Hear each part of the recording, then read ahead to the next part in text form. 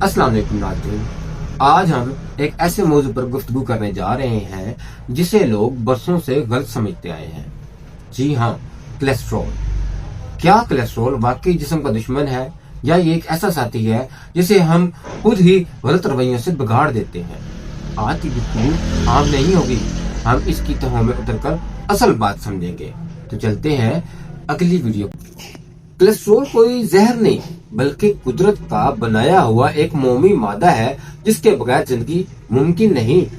یہ جسم کے ہر خلیے کی دیوار کو مضبوط کرتا ہے، اہم ہارمون اس سے بنتے ہیں اور وٹامن ڈی کو فعال کرتا ہے، جسم کی مرمت اور شفا میں کردار ادا کرتا ہے۔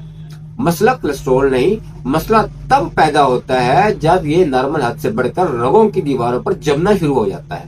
اگر آپ سمجھنا چاہیں تو بات یوں ہے، ایچ ڈی ایل وہ مزدور ہے جو رگوں میں بڑا فضلہ اٹھا کر واپس لے جاتا ہے، اور ایل ڈی ایل وہ گاڑی ہے جو جسم کو باڈی کو سامان پہنچاتی ہے۔ خرابی تب آتی ہے جب سامان لانے والی گاڑی زیادہ ہو اور صفائی کرنے والے مزدور کم ہو۔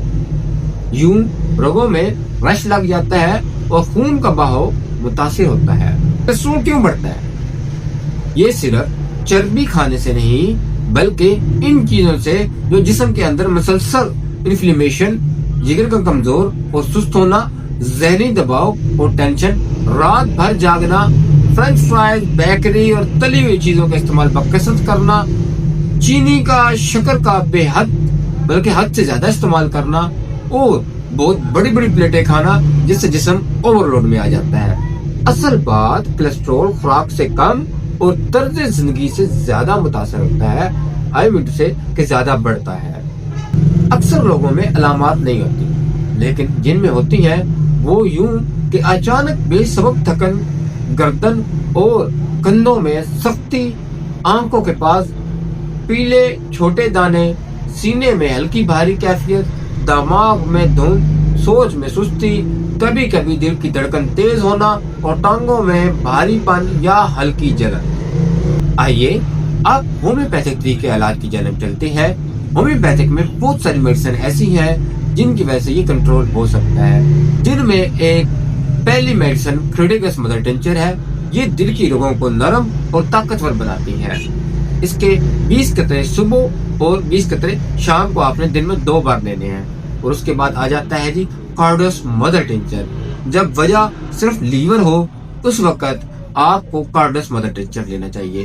اس کے بعد اگلی میڈیسن آتی ہے کلوسٹرینیم 3x میں یا 6x میں۔ اس کو آپ نے دن میں 1 یا 2 بار استعمال کرنا ہے۔ اس کے بعد آ جاتی ہے نیکسوامیکا 200۔ تب لینی ہے جب آپ دیر سے سوتے ہوں، چٹپٹے کھانے کھاتے ہوں، تلی ہوئی چیزیں بہت کھاتے ہوں، پیٹ کا بوجھ، یعنی یہ جگر کو ریسٹ کرتا ہے، اور اس کے بعد آپ نے اس کی خوراک صرف اور صرف رات کو سوتے وقت لینی ہے۔ آئیے اب اس کو ہم کنٹرول کیسے کر سکتے ہیں، کچھ عملی ہدایات پر بات کرتے ہیں۔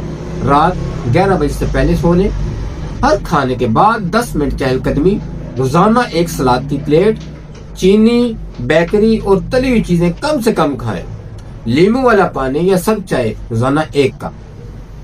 اگر آپ اصل وجہ سمجھ کر علاج کریں تو چند ہفتوں میں واضح بہتری آ سکتی ہے۔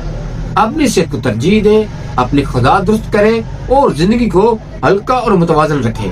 اگر ویڈیو پسند آئے تو اسے دوسروں تک لازمی پہنچائیں۔ میں ہوں ڈاکٹر حسیب، ملتے ہیں اگلی ویڈیو میں۔